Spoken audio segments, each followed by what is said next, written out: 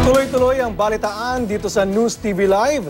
Muling ibinida ni Pangulong Noynoy Aquino ang mga nakamit ng kanyang administrasyon sa kanyang talumpati sa National Congress ng League of Municipalities of the Philippines kanina. May karagdagang detalye kaugnay niyan si Teresa Andrada. Teresa?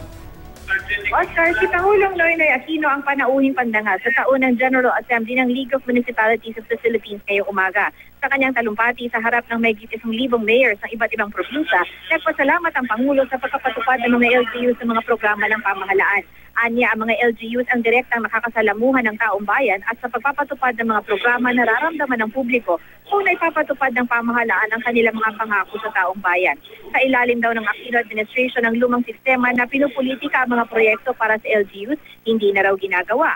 Di man daw kapartido ay nakakabenepisyo pa rin sa programa ng pamahalaan. Hindi naman pinagbigyan ni Pangulong Aquino ang hiling ng mga LGUs na taasan pa ang kanilang share sa Internal Revenue Allotment o IRA.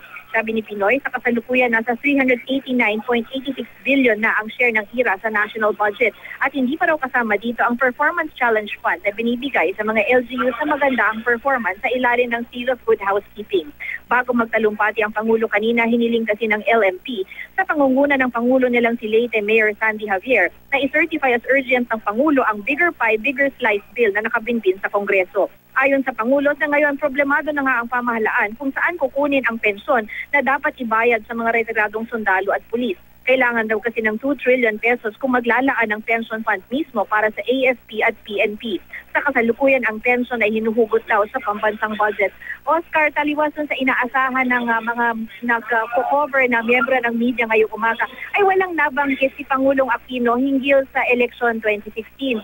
Wala rin siyang binanggit in particular hinggil sa performance ni DILG Secretary Mar Rojas.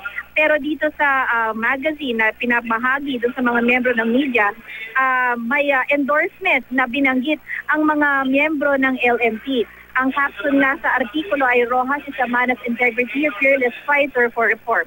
Sa kasalukuyan, Oscar, ay nandito pa si Pangulong Aquino sa Manila Hotel kung saan kinakausap niya yung iba't ibang miyembro ng LMP. At yan muna ang latest mula dito sa Maynila. Balik sa iyo, Oscar.